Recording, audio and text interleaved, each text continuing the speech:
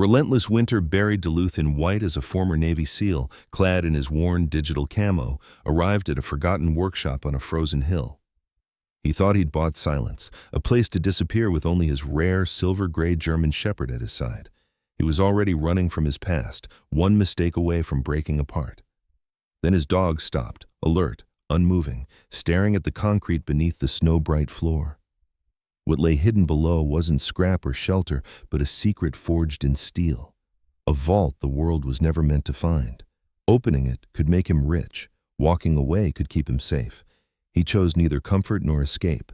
He chose loyalty. What he didn't know was this: the decision he made for his dog would pull an entire town into his life and force him to face a test no battlefield had prepared him for. Before we begin, tell us where you're watching from. And if stories of loyalty, honor, and second chances move you, subscribe for more. Winter ruled Duluth with an iron hand, the kind of winter that did not merely arrive but occupied, pressing its weight into brick, steel, and bone. Snow lay everywhere in hard, luminous sheets, reflecting a pale sun that offered light without mercy or warmth. Lake Superior was a slab of dull silver in the distance. Frozen waves locked mid-breath, while the wind came down from the hills with teeth, scraping across abandoned rail lines and shuttered storefronts. On the far edge of the city, where pavement surrendered to gravel and memory, a lone workshop crouched on a low white hill like an animal that had chosen to lie down and never rise again. It was here that Ethan Walker stopped his truck, engine ticking in the cold, breath fogging the windshield as he sat motionless for a long moment, gathering himself before stepping out into the glare. Ethan Walker was 36, tall and powerfully built in a way that came not from vanity but from years of disciplined violence and restraint. His shoulders were broad, his posture straight even when he thought no one was watching, and his movements carried the economy of someone trained to waste nothing, not energy, not words, not emotion. His face was angular, all hard lines and sharp planes, a pronounced jaw shadowed by short, uneven stubble, a narrow scar near his right eyebrow that most people never dared to ask about, and eyes the color of cold steel, watchful and distant. He wore his Navy working uniform as naturally as another man might wear a winter coat, digital camouflage flowing unbroken across jacket, chest, pockets, and sleeves, no plain fabric anywhere, the pattern wrapping him whole as if refusing to let the world see bare skin beneath. Since leaving the teams, Ethan had discovered that removing the uniform felt like removing armor, and so he rarely did. It was easier to let people assume he was still on duty than to explain what happened when duty ended, but war did not. The workshop was worse up close. Corrugated metal sagged at the center of the roof, windows clouded with grime and frost, the sign long gone, leaving only rusted bolts like missing teeth. Yet Ethan studied it with a mechanic's eye, already cataloging repairs, costs, and compromises. Silence was what he had bought here, silence and isolation, the kind that dulled memory by force. He did not come alone. Ghost stepped down from the truck with quiet dignity, paws sinking slightly into the crusted snow. The German Shepherd was large but lean, his frame long and balanced, built for endurance rather than speed. His coat was a rare silver gray, almost luminous against the white ground, darker along the spine and lighter at the chest and muzzle, where age had added a dignified frost of white. Ghost was nearly 8, old by working dog standards, yet his amber eyes were sharp and assessing, his ears erect and mobile, reading the world in layers Ethan could not see. There was nothing frantic about him. His calm was deliberate, practiced, born of years working alongside a man who survived by controlling fear rather than denying it. Ghost had scars too, faint notches in one ear, a healed slash along a hind leg, each a footnote to a life spent choosing loyalty over comfort. Ethan unlocked the workshop and pushed the door open, metal screaming in protest. Cold air and dust rolled out to meet them, carrying the stale smell of oil long since evaporated and iron left to rust alone. Sunlight spilled in through high windows, harsh and bright, turning floating dust into glittering motes. It was always bright here, Ethan noticed, even in decay. Winter sunlight had a way of exposing everything, leaving no shadows deep enough to hide in. He set his tools down and began working in steady silence, clearing debris, stacking warped boards, sweeping snow blown in through gaps in the walls. Ghost followed at first, then stopped. Ethan didn't notice right away. It took several minutes before the absence, registered that subtle missing weight behind him that years of patrols had trained him to sense. He turned and saw Ghost standing near the back corner of the workshop, body still, tail low, ears locked forward. The dog was staring at the concrete floor as if it were a living thing. "Mice," Ethan muttered, more to reassure himself than the dog. Old buildings were full of them. He went back to work, but Ghost did not move. Minutes passed. The dog did not sit, did not sniff randomly, did not paw or bark. He simply watched. When Ethan approached, boots crunching softly over grit, Ghost glanced up at him only once, then returned his focus to the floor. There was something in his expression, an intensity that went beyond curiosity, edging into concern. Ethan crouched, running a gloved hand across the concrete. At first it felt like nothing, cold, rough, pitted by time. Then he saw it. A hairline crack, unnaturally straight, running several feet before disappearing beneath a circular positonitrose. Iron plate embedded flush with the floor.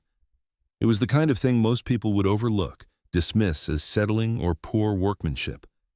Ethan had spent too many nights memorizing terrain under stress to ignore patterns that did not belong. He traced the crack with a finger. Cold air breathed up from it, faint but unmistakable. He frowned. Duluth was cold enough above ground. There was no reason for colder air to rise from below. "Old drain," he said aloud, forcing his voice to stay level. Ghost's ears flattened slightly, a low vibration building in his chest. Not a bark, not a snarl, but something deeper, resonant, like distant thunder rolling beneath ice. Ethan straightened slowly. That sound pulled at something buried in him, the instinct that had kept him alive when logic failed. He felt it then, unmistakably. The cold from the crack was different, sharper, sterile, carrying a weight that did not belong to weather or rot. It felt sealed, preserved, waiting. Ghost's growl faded into silence, but he did not move away. He stood guard over that spot as if over a fallen comrade, eyes fixed, muscles coiled. Ethan looked around the workshop, sunlight glaring off metal walls, everything exposed and bright, and realized with a sudden chill that whatever lay beneath that concrete did not want light, did not want to be found, and yet, somehow, had chosen this moment, this man and this dog to announce its presence. He stepped back, heart thudding once, heavy and slow, as the cold breath from the floor curled around his boots, a whisper rising from below that had nothing to do with winter.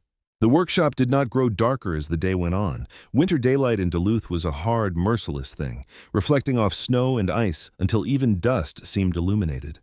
Ethan Walker worked beneath that unforgiving brightness with methodical focus, his movements precise, controlled, as if the space itself were an operation zone.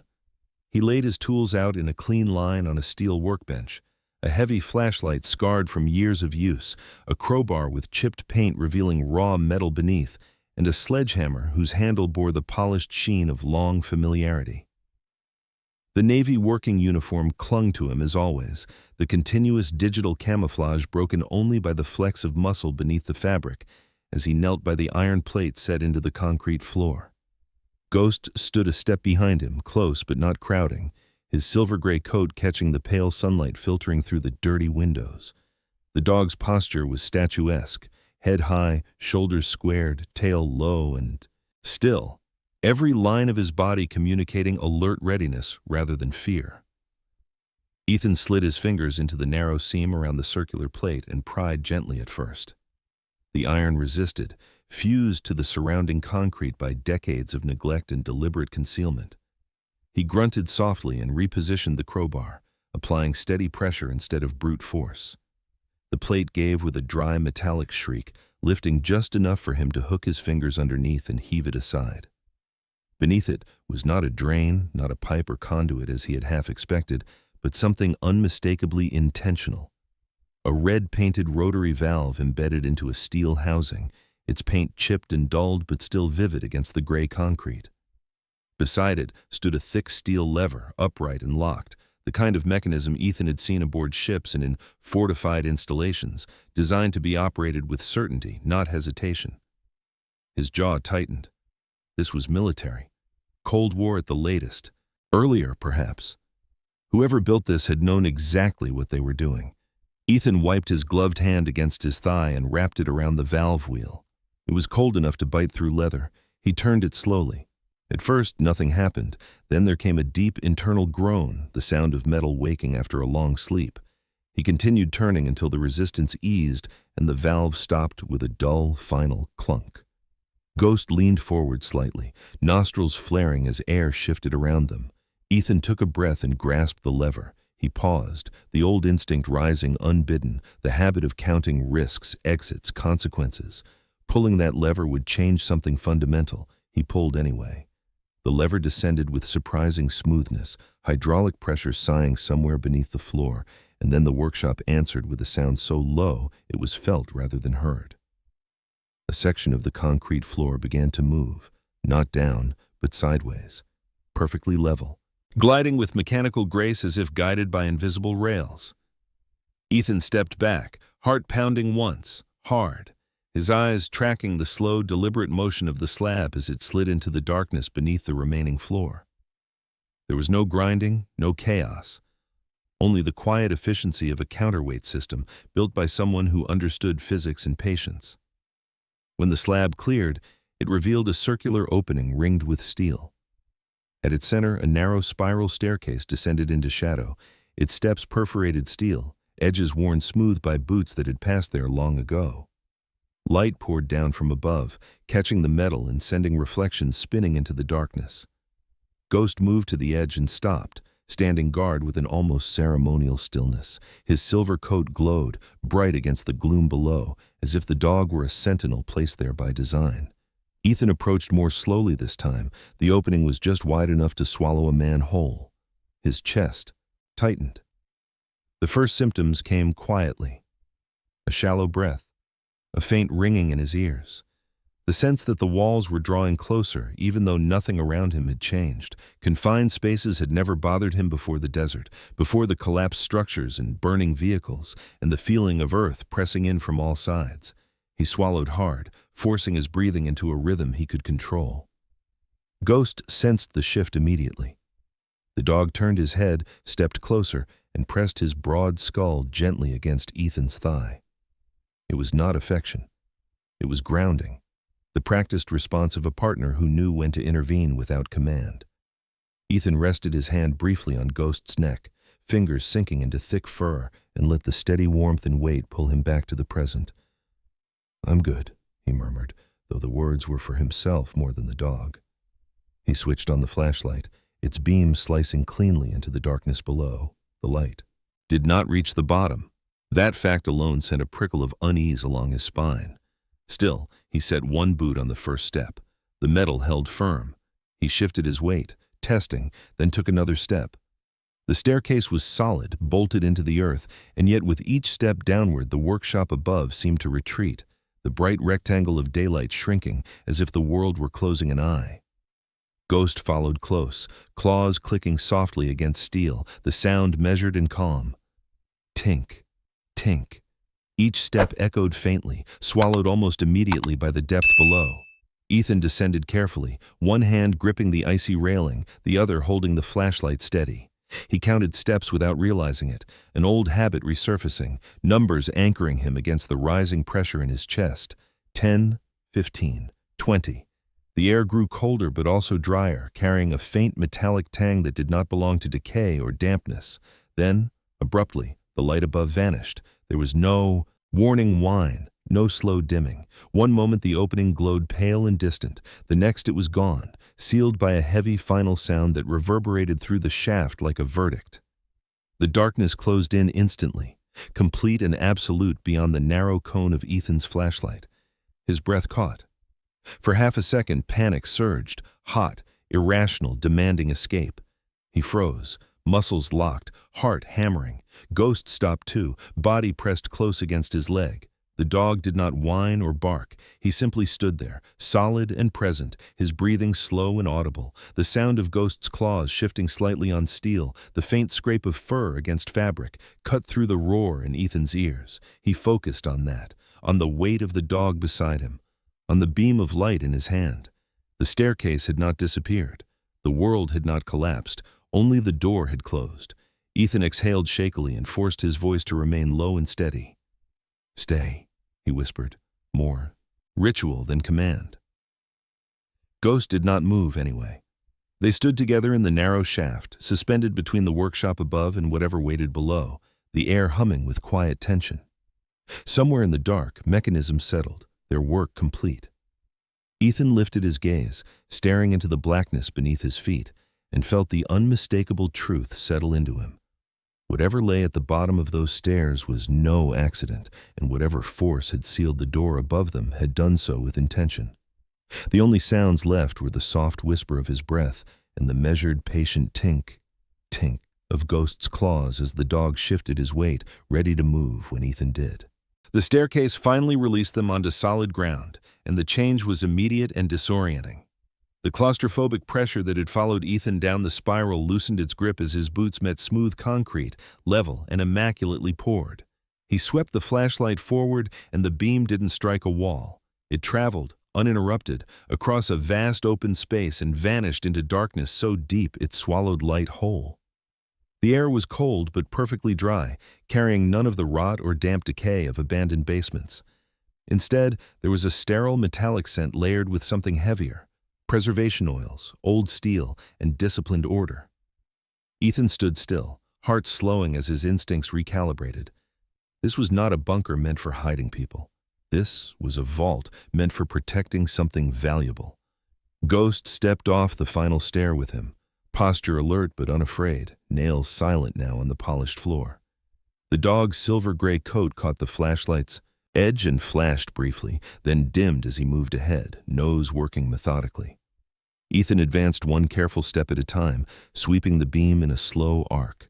Shapes began to resolve out of the darkness, massive angular silhouettes lined in precise rows, each draped in heavy canvas tarps fitted with almost reverent care. They stood like a sleeping battalion, steel giants frozen mid-breath. Ethan approached the nearest shape, his hand lifting almost without permission. The canvas was thick, waxed, stiff with age. He gripped the edge and pulled.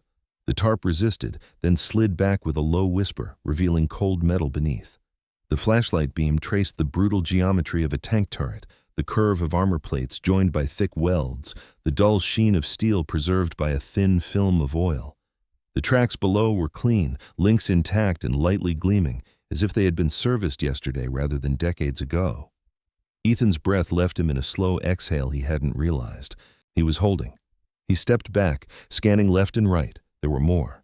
Dozens. Tanks and armored vehicles from different eras of the last century, their silhouettes unmistakable to anyone who had studied war long enough. Some bore faint stenciled markings, others were stripped of insignia entirely, anonymized as if to protect their identities. This was not a collector's hoard, it was an archive. Ghost padded along the line, head high, occasionally pausing to sniff a track or lower hull, then moving on. His body language was calm, professional, as though patrolling a familiar perimeter. Ethan followed him to a central work area where a steel desk sat beneath a single industrial lamp wired into the ceiling. The lamp was off, but its presence alone suggested intention. On the desk lay a ledger bound in dark leather, corners worn smooth by countless hands. Ethan opened it carefully. The pages were filled with neat, disciplined handwriting, dates and serial numbers listed with obsessive precision. Each entry cataloged a vehicle, model, year, origin, condition, restoration notes. There were references to spare parts, training munitions rendered inert, replacement components machined to original specifications. The numbers at the bottom of several pages made Ethan's stomach tighten. The estimated value climbed steadily, totals annotated with careful understatement. Whoever compiled this had known exactly what this collection was worth and had chosen restraint over indulgence. Ethan flipped further and found a second notebook, thinner, its cover faded green. This one was personal. Notes in the margins spoke not of money, but of purpose. Recovered before scrapping, one line read. History preserved, not sold. Another entry referenced a sleepless winter spent repairing a cracked engine block with improvised tools, followed by a simple satisfaction. Steel holds memory. Ethan closed the notebook and leaned back, the weight of it pressing into his palm. On the desk beside the books lay a unit insignia mounted on a small wooden block. Ethan recognized it immediately, not from his own service but from training manuals and museums. An armored division crest from the mid-20th century, its edges worn but polished with care. Next to it rested a single dog tag on a short, rusted chain. Ethan lifted it, the metal cool against his fingers. A name was stamped into it, along with a serial number and a blood type. The dates placed its owner in a war long finished, but not forgotten. This was proof enough. The man who built this place had been a soldier first and a custodian second, not a profiteer. Ethan set the tag back down with the respect usually reserved for remains. He straightened and scanned the vault again, letting the scale of it sink in. Ventilation ducts ran along the ceiling, cleverly disguised but clearly functional, drawing fresh air from somewhere above. Lighting fixtures dotted the space, modernized and maintained, waiting to be switched on. This vault had been visited, cared for, long after it should have been abandoned. Someone had lived down here in spirit, if not in body, long after the world forgot. Ghost paused near the far end of the vault, where the orderly rows broke into shadow. Ethan watched the dog's body language change subtly. The relaxed readiness tightened, the tail lowered, the ears angled forward, not in curiosity but in calculation. Ghost sniffed once, deeply, then froze. Ethan felt the shift before he understood it. He moved slowly, keeping the flashlight trained where Ghost stared. There was a corridor there, narrower than the main vault, partially obscured by stacked crates and a steel bulkhead. It led away from the open space into darkness that felt different, denser, heavier, like a held breath. Ghost took one step forward, then stopped, a low rumble building in his chest.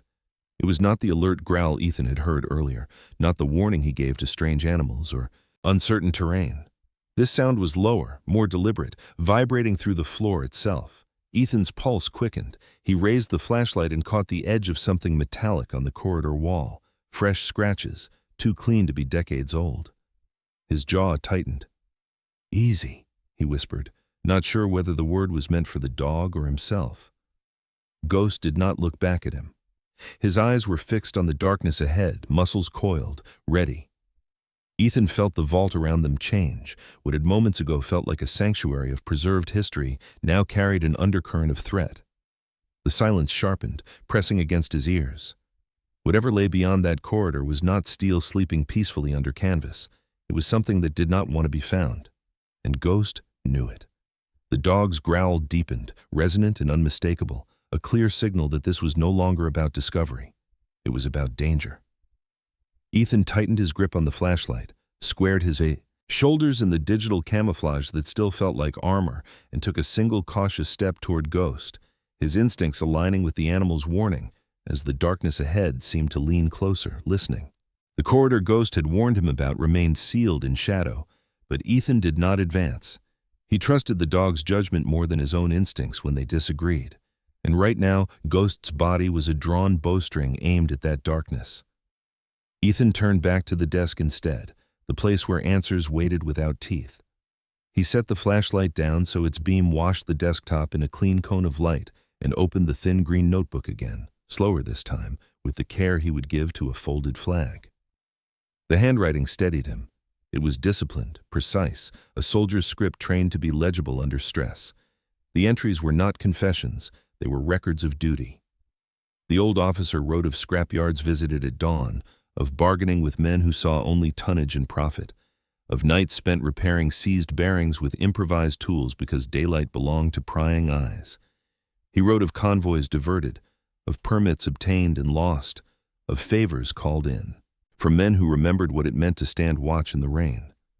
He wrote of the shame he felt watching steel that had carried young men through fire cut down for convenience, and of the relief when a turret ring finally turned freely again after weeks of work. Ethan read until his legs ached from standing. The vault breathed quietly around him, ventilation whispering like a held promise. He felt the shape of the man behind the words, methodical, stubborn, possessed of a morality that did not bend when it would have been easier to do so. The journal did not brag. It explained. Near the end, the entries grew shorter. The lines tightened. There were references to age, to failing hands, to the difficulty of climbing ladders. And then at the last page, there was a paragraph written more slowly, the ink slightly heavier, as if the pen had been pressed harder against the paper to keep it honest. "If you are reading this," it began, "then I failed to outlive the work. That is, acceptable. I did not save these machines to own them. I saved them to keep them from being owned by the wrong hands. Steel remembers who it served. Do not sell their memory for comfort. Do the right thing." Ethan closed the notebook. The words settled into him with a weight that was not burdensome but exacting. He looked up at the sleeping armor, at the patient geometry of steel waiting under canvas, and felt the familiar pinch of responsibility he had hoped to leave behind when he came north. He had not wanted a mission. He had wanted quiet. But the quiet he had bought was charged now, humming with consequence. Ghost moved closer, his posture easing as Ethan stepped away from the dark corridor. Whoa. The dog's head brushed Ethan's knee, a brief check-in, and Ethan rested his hand on Ghost's neck in return. He stood and began to walk the vault's perimeter, counting exits, tracing airflows, reading the language of maintenance left by another mind. That was when he found the freight elevator. It was set into the far wall, its doors wide enough to swallow a tank hull if disassembled, the seams thickly welded shut. The welds were not sloppy. They were careful, layered, executed by someone who had taken time to ensure no prying tool would slip between metal and frame.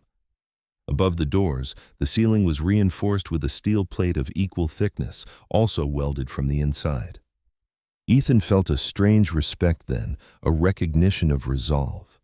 The old officer had not hidden this place and left it vulnerable. He had sealed it deliberately, cutting off the easy path in and out, choosing inconvenience for himself to deny access to others.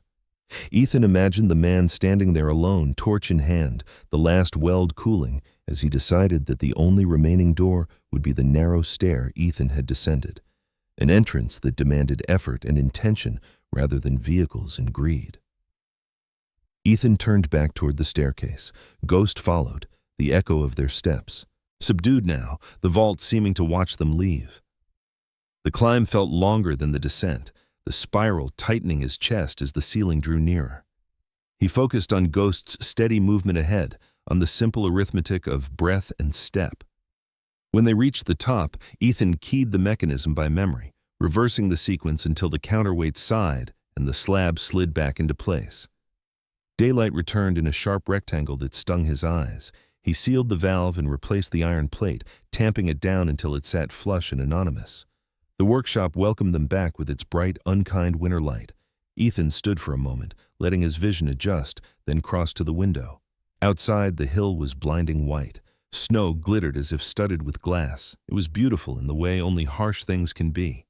He opened the door and stepped out, Ghost at his side. The air bit cleanly at his lungs. That was when he saw the tracks. They were not old. The edges were sharp, the tread pattern crisp against the crusted snow, leading up the gravel spur and stopping just short of the workshop's door. A vehicle had been here. Recently. Ethan crouched, gloved fingers hovering over the imprint without touching it, reading the story pressed into the white. The tires were wide, aggressive, designed for winter. They had idled, not parked. Whoever drove them had not stayed long. Ethan straightened slowly. His reflection stared back at him from the window. Digital camouflage bright against the snow, a man too conspicuous for the quiet he wanted. Ghost's ears were up, his gaze tracking the line of the tracks toward the trees. He did not growl, he did not relax. He waited. Ethan scanned the ridge, the road below, the frozen sweep of Duluth beyond. Nothing moved. The city lay in its winter trance, oblivious. Ethan closed the door softly and slid the bolt. He did not speak. He did not need to. The old officer's last instruction echoed with new clarity, not as a moral abstraction, but as a practical demand. Doing the right thing would not be private. It would attract attention. And attention, Ethan knew, always brought company. The cold did not arrive politely. It came down on Duluth like a verdict, a hard plunge in temperature that turned breath to shards and made metal sing. By dawn, the sky was a pale, pitiless blue, the kind that promised light without mercy, and the snow on the hill around the workshop glittered as if sharpened. Ethan felt the cold in his bones as he stepped outside in his Navy working uniform, the continuous digital camouflage catching the glare and throwing it back. He had learned long ago to read weather as an adversary, and this front carried the unmistakable edge of danger. Ghost felt it too. The dog rose from his bed slowly that morning, too slowly, and when he put weight on his hindquarters, a tremor ran through him that had not been there the day before. Ghost was nearly 8, his silver-gray coat thick and dignified, his eyes still clear, but age was an honest accountant. He tried to mask the pain the way working dogs always did, by standing taller, by pretending discipline, could outvote the body. But when he took a step, his right hip betrayed him, locking for a heartbeat before he compensated. Ethan saw it immediately. He crouched, hands gentle but firm, feeling the heat and stiffness beneath fur that had once seemed invincible. Ghost's ears flicked back, not in fear but apology, as if he had failed a standard. "Easy," Ethan murmured, the word carrying more weight than comfort. The cold had found the fault line. He didn't waste time. The drive into town was bright and brutal, sunlight bouncing off frozen streets and windshields, the world dazzling and indifferent. The veterinary clinic sat near the edge of the older neighborhoods, a low brick building with a plowed lot and a sign that rattled faintly in the wind. Inside it was clean and warm, the air smelling faintly of antiseptic and fur. Dr. Sarah Mitchell met them in the exam room with a calm that settled the space. She was in her early 40s, tall and spare, with dark hair pulled back into a practical knot that revealed a face shaped by patience rather than softness. Her skin was pale from winters spent indoors, her eyes a steady hazel that missed very little. She moved with economical confidence, hands sure, voice measured, the kind of professional who earned trust by refusing to dramatize pain even as she respected it. She knelt to Ghost's level, letting him sniff her wrist, her mouth lifting into a brief, genuine smile at his composure. "He's a good boy," she said, not as flattery but as assessment. Her hands traced Ghost's hips, pressing gently, gauging range and reaction. Ghost did not yelp. He did not whine. He tightened, breath quickening just enough to betray the truth. Sarah's expression changed by degrees, the way weather shifts over water. She straightened and met Ethan's eyes. "Cold can do this," she said, "especially at his age. There's arthritis here, and likely dysplasia that's been manageable until now. But manageable doesn't mean gone." She explained options without padding them, medication that would blunt pain but not halt progression, interventions that could restore comfort but carried cost. The numbers landed with dull finality. Ethan listened without interrupting, jaw set, the old habit of absorbing bad news without reaction rising to the surface. When she finished, he nodded once. He thanked her. He didn't ask for sympathy. Outside, the cold hit him again like a slap. Ghost climbed into the truck with help this time, accepting assistance with stoic dignity. The drive back felt longer. The workshop greeted them with its bright, empty light and its silence full of questions. Ethan settled Ghost onto his bed, layering blankets until the dog's breathing eased. He stood for a long moment, hands braced on his knees, the weight of the morning pressing in. He had known scarcity. He had known what it was to choose between bad options. This felt worse because it was simple. Money would solve it. He did not have money. He had something else. The thought arrived uninvited, slick and precise. Not a tank, not anything that would be missed. A small piece, a component, a document, something portable, valuable, easy to explain away later as necessity. The old officer's words rose in his mind, unwelcome but insistent. Do the right thing. Ethan stood and walked to the center of the workshop. Daylight made everything visible, honest. He stared at the iron plate set flush with the floor, anonymous and patient. He told himself he was only thinking. He told himself he would decide later. His boots carried him there anyway. He knelt, hands steady as he pried the plate free, the familiar shriek of metal breaking silence. Beneath, the red valve waited. He paused. The cold seemed to deepen. He turned it. The lever descended. The slab slid aside with its quiet, infuriating perfection. The stair yawned open. Ethan took a breath and stepped down. The vault received him with its dry, preserved air and its sleeping steel. He moved with purpose now, the flashlight beam tight, avoiding the corridor Ghost had warned him away from. He went to the desk. The ledger sat where he had left it. Beside it were smaller items he had noticed before and dismissed, machined parts stamped with historical marks, sealed packets, a slim metal case whose contents he had not examined. His hand hovered. He told himself he would look. Just look. He opened the case. Inside lay a small object wrapped in oilcloth, heavy for its size. He unwrapped it and recognized it immediately, not from training but from museums. A precision instrument, scarce, sought after, the kind of thing collectors whispered about. Enough to cover treatment, enough to make the cold stop hurting someone he loved. Ethan closed his fingers around it. The steel was cold. He felt nothing else. He turned to leave. The sound cut through the vault like a blade. A telephone rang. It was not loud. It did not echo. It rang once, clear and clear. Deliberate, from above. Ethan froze. The object in his hand felt suddenly heavier, accusatory. The ringing came again, closer, sharper, unmistakably from the office upstairs. The phone there had no cord. It had not worked. It had not been connected to anything. Ghost was not with him. The dog was above, resting. The vault seemed to lean in, holding its breath. The phone rang a third time. Ethan swallowed and moved, the flashlight beam jittering now despite his grip. He took the stairs 2 at a time, heart pounding not with fear but with recognition. When he reached the workshop level, the door stood open, daylight pouring in. The phone on the desk rang again, black and impossible, its receiver vibrating against old wood. Ethan crossed the room slowly, every sense alert, the weight in his pocket burning like a confession. He reached out as the ringing cut off, leaving the workshop bright and silent, the cold pressing at the windows, the hill outside glittering as if nothing had happened. At all. The ringing stopped as suddenly as it had begun, leaving the workshop bright and silent, the kind of silence that rang louder than noise. Ethan stood frozen beside the desk, his hand still hovering inches from the dead telephone, pulse hammering against his ribs. The object he had taken from the vault pressed cold and accusing against his side, its weight no longer measured in ounces but in consequence. He did not answer the phone. There was no one to answer, and after a long moment he forced himself to breathe, slow and even, counting the way he had been taught when panic tried to seize control. Ghost stirred on his bed, lifting his head with effort, amber eyes narrowing as he read the tension rolling off his handler.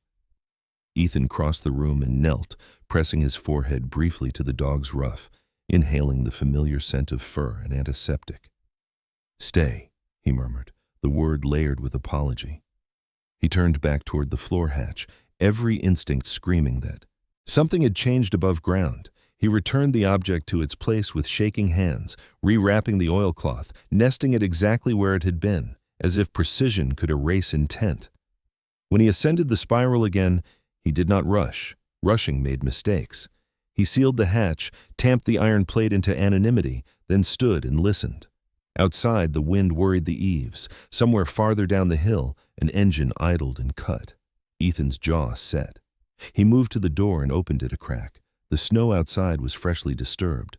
Not just tire tracks this time, boot prints, several sets, crisp-edged and careless, crossing the white in a pattern that told a story Ethan didn't like. They had not come to admire the view.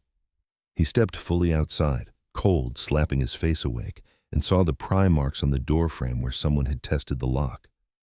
He crouched and touched the snow beside the prints. It was still loose, not yet crusted by wind. Recent. He straightened as voices drifted up the hill, casual and loud enough to be heard. A van rolled into view and stopped short of the workshop, white paint scabbed with rust, municipal markings faded to the point of plausible deniability. 3 men climbed out. They moved like workers but watched like thieves. The first was tall and narrow, late 40s, with a shaved head that reflected the winter light and a face cut into planes by years of sun and bad decisions. He wore a heavy jacket with a stitched patch that read, "Water and Utilities," the letters frayed just enough to look convincing. The second man was broader, thick through the chest, beard shot with gray, eyes restless beneath a knit cap pulled low. He chewed constantly, jaw working as if grinding something bitter. The third hung back near the van, younger, lean, with a cigarette burning between his fingers despite the cold. Smoke curling around a smirk he didn't bother to hide. Ethan clocked them all in a second and placed himself squarely in the sortie doorway, shoulders broad in his digital camouflage, posture unmistakably unwelcoming. Ghost limped to his side, pain forgotten in the presence of threat, body pressed close to Ethan's leg. The tall man smiled first. It was the wrong smile, too quick, practiced. "Morning," he called. "We got a report of a pressure issue in the area. Old lines freeze up. You the owner?" Ethan did not return the smile. "No water lines here," he said evenly. "Private property." The bearded man took a step closer, boots crunching. His eyes flicked past Ethan into the workshop, cataloging space. "City map shows infrastructure running under this hill," he said. "We just need to take a look." Ethan shifted slightly, blocking the view with a casual precision that was anything but casual. "You need a warrant," he replied. The younger man laughed softly and dropped his cigarette into the snow, grinding it out with his heel. "Relax, man," he said. His gaze drifted downward, scanning the concrete floor with an intensity that made Ethan's stomach tighten. "We'll be quick." Ghost's ears pinned back. A low sound gathered in his chest, not loud, but felt. Ethan's hand dropped to the dog's collar, not restraining, just present. "You're done here," Ethan said. The tall man's smile thinned. He took another step and then stopped, eyes fixing on something near Ethan's boots. He tilted his head, curiosity sharpening into something else. "Funny place to build," he mused. "Solid floor, thicker than most." His gaze traced the faint outline Ethan knew too well, the circle disguised by dust and light. He looked up and met Ethan's eyes, the corner of his mouth lifting in a half-smile that carried no humor. "You don't buy a wreck like this for the view," he said softly. "You buy it for what's underneath." The wind cut across the hill, carrying the smell of cold and cigarette smoke. Ethan felt the world narrow to that single point of attention, to the truth pressing up through concrete. He didn't move. He didn't answer. Ghost stood rigid at his side, silver coat bright against the snow, a living warning. The bearded man cleared his throat. "We'll come back," he said, not threatening, not apologetic. "With paperwork." The tall man nodded, eyes lingering on the floor one last time before he turned away. The younger man laughed again, already bored, and climbed back into the van. The engine started, tires spinning briefly before finding purchase. They drove off, leaving tracks that cut through the white like scars. Ethan waited until the sound faded. Only then did he let his breath out. He knelt beside Ghost, hands firm and grateful. "You okay?" he asked quietly. The dog leaned into him, steady and loyal, pain secondary to purpose. Ethan looked back at the workshop, at the hill, at the path the van had taken. The old officer's words echoed again, stripped of abstraction, doing the right thing would draw predators, and now they knew where to circle. Ethan did not sleep that night. The workshop creaked and settled as temperatures dropped, metal contracting with sharp ticking sounds that reminded him of cooling weapons.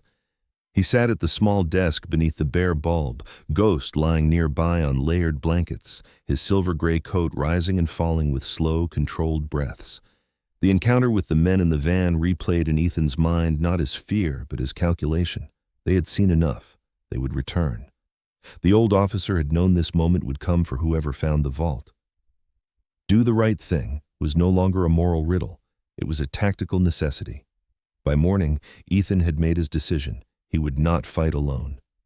He drove into town after sunrise, the sky bright and pitiless, snow squeaking under tires.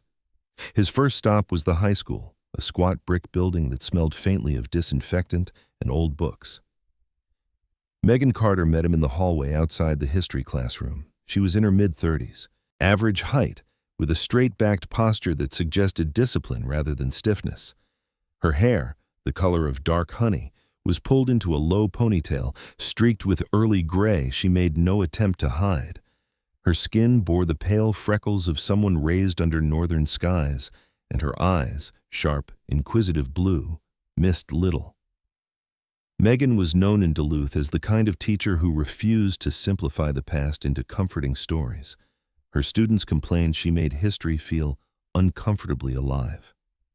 She listened without interrupting as Ethan spoke, his words spare and precise. When he finished, she didn't laugh. She didn't ask if he was joking. She only said, "Show me." They drove next to a modest clapboard house near the lake where Frank Harris lived. Frank was 91 and looked every year of it, his frame thin and bent, his movements slow but deliberate. His beard was white and neatly trimmed, his face a map of lines etched by wind, time, and decisions made. Under pressure. His eyes, however, were startlingly clear, a sharp brown that had once watched horizons for enemy movement.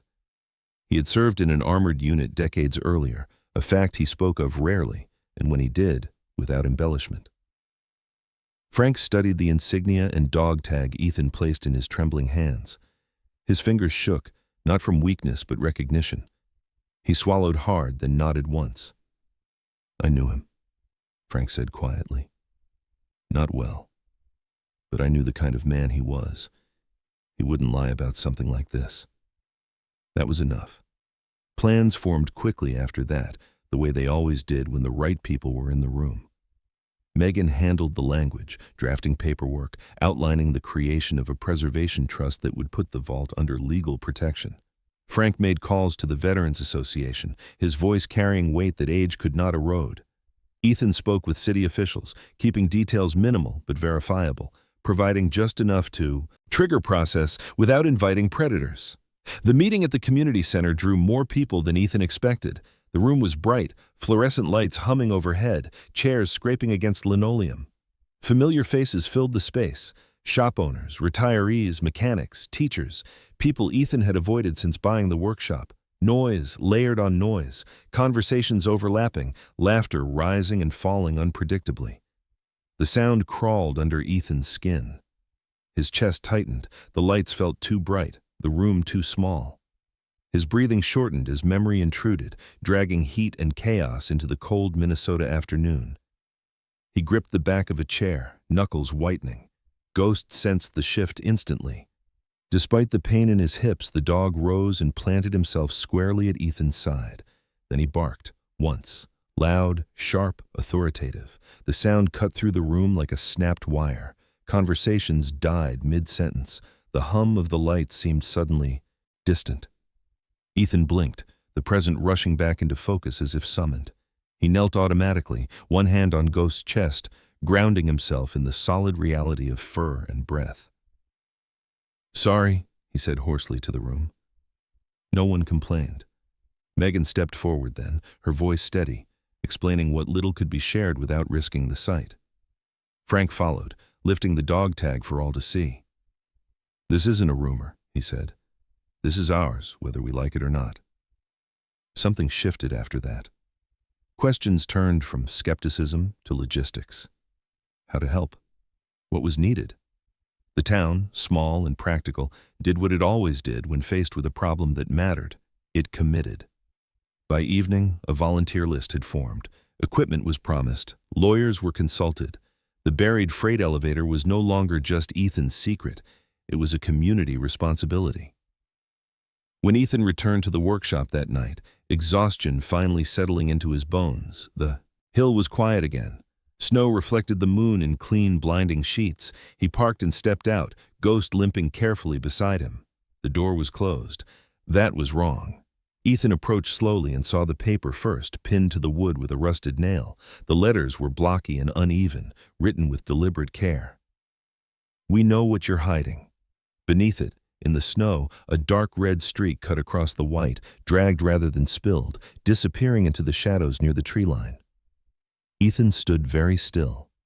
Ghost growled low, a sound of pure warning. Ethan folded the paper carefully and slipped it into his pocket.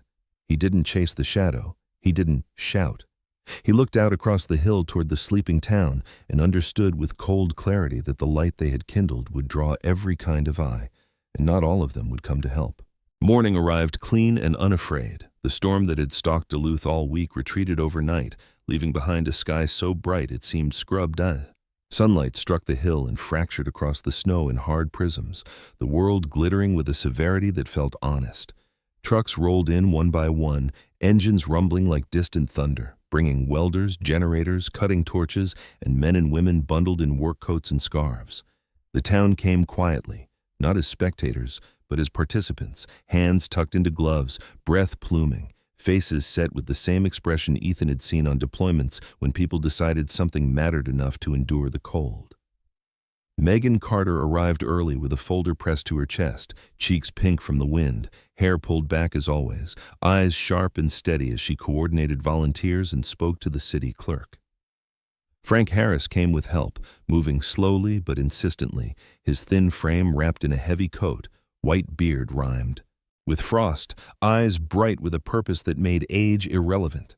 Sheriff Alan Brooks stood near his cruiser at the edge of the hill, tall and broad-shouldered, his square jaw framed by a neatly trimmed mustache, expression calm and resolute.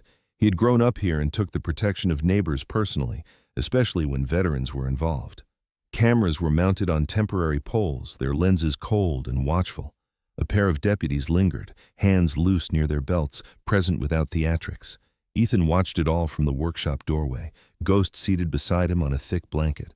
The dog's coat had regained its luster since treatment, silver fur bright in the sun, his hind legs still favoring him slightly, but no longer betraying pain. When Ethan crouched, Ghost leaned into him, weight warm and reassuring. The cutting began with a hiss that cut through the morning. Torches bit into the welded steel above the buried freight elevator, sparks spraying like brief tuck-in. Constellations against the snow, the smell of hot metal layered with cold air. People fell silent without being asked. When the last weld surrendered, chains were hooked and the crane groaned as it took the load. The door rose inch by inch, shedding ice and years, revealing darkness below that swallowed light for a heartbeat, and then accepted it. Floodlights snapped on. Illumination poured down the shaft and spread across steel that had slept patiently beneath the earth. Gasps rippled through the crowd and then vanished into reverent quiet. Tanks and armored vehicles emerged from shadow, lines brutal and elegant, steel preserved with care, canvas drawn back like curtains in a cathedral. The light revealed history without apology, welds scarred by labor, tracks oiled and ready, turrets bearing the geometry of necessity. Megan's breath caught. Frank removed his cap, pressing it to his chest. Sheriff Brooks nodded once, lips tightening as if to contain the weight of it. Ethan felt the pressure he'd carried since the first ring of that impossible phone release from his shoulders. He descended the stairs with Ghost at his side, boots echoing softly. He did not hurry. He did not rush the moment. Down below, the air was dry and steady, the vault transformed by light into a place of clarity. Megan followed, voice hushed as she began to read from prepared notes, her words precise and careful, naming eras, divisions, contexts, without sensationalism. Frank stood beside a tank and placed his palm on the steel as if greeting an old comrade. "We didn't forget you," he murmured, not for the crowd. Papers were signed at a folding table set up near the stair, documents establishing the Preservation Trust, the responsibilities outlined plainly. Ethan's name appeared not as owner, but as custodian. He signed without flourish, the pen heavy in his hand, and felt the rightness of it settle. Above, a murmur rose as people took turns looking, learning, understanding. The Sheikh hunters did not return. They could not. The law stood ready, the town stood closer, and word had already traveled through the veterans' network like a current. When a van idled briefly at the road and turned away under the gaze of deputies and cameras, no one cheered. They simply went back to work. In the afternoon, Dr. Sarah Mitchell arrived with a thermos and a smile that reached her eyes. She knelt to Ghost, checking his gait with a professional touch softened by pride. "He's healing well," she told Ethan. "Keep him warm, keep him moving. He'll tell you if he needs rest." Ethan nodded, gratitude plain and unembellished. As the sun tipped west, Megan gathered the town near the workshop entrance. She spoke of stewardship and access, of school visits and quiet rules that respected both safety and memory. Frank added few words, voice thin but unwavering. "This belongs to all of us," he said. "So does the responsibility." When the crowd began to disperse, Ethan felt a hand on his shoulder. It was Tom Weaver, the mechanic whose shop kept half the town moving, broad and practical, beard peppered with gray, eyes kind beneath grease-smudged brows. He pressed a key into Ethan's palm. "We took up a collection," Tom said, uncomfortable with sentiment. "It's not charity, it's logistics. Custodians need transportation." Ethan closed his fingers around the key, throat tight. The truck waiting at the bottom of the hill was old and honest, its paint dull, its engine reliable. He didn't protest. He shook hands instead, firmly, eyes steady. Evening fell gently. The vault was secured, the door set to remain open during daylight hours under watch. Lights were switched off one by one. Snow took on the blue of twilight. Ethan returned to the workshop and sat on the step, the place where this had begun. Ghost settled beside him, head heavy on Ethan's knee. The dog sighed, content. Above them, Minnesota's sky stretched pale and wide, a soft blue fading toward stars. Ethan rested his hand on Ghost's neck and let his thoughts slow. The steel beneath the hill no longer felt like a burden or a temptation. It felt like context. He understood now what the old officer had meant. Saving history had not been about metal. It had been about giving a man a reason to stand still without hiding, about turning isolation into belonging. Ethan looked out over the snow-bright hill, over a town that had chosen to show up, and felt something uncoil inside his chest. The running stopped. The night grew quiet. He stayed there a long while, breathing in the cold, anchored by warmth at his side, knowing that the truest treasure was not buried at all. Sometimes the miracle isn't hidden in steel, gold, or secrets buried beneath the ground. Sometimes the miracle is quieter, placed gently in our path by God, waiting to see what we choose. Ethan thought he had found a vault of iron. What he truly found was a test of the heart.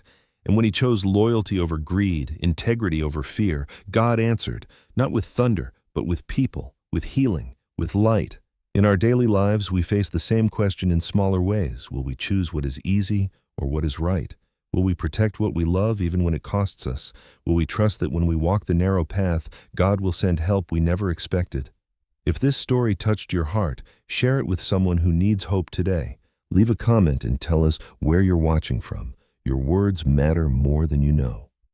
And if stories of faith, loyalty, courage, and second chances speak to you, please subscribe to the channel so we can walk this journey together. May God bless you, protect you, and guide your steps. May He give you strength when the road is cold, light when the way is dark, and peace when your heart is tired.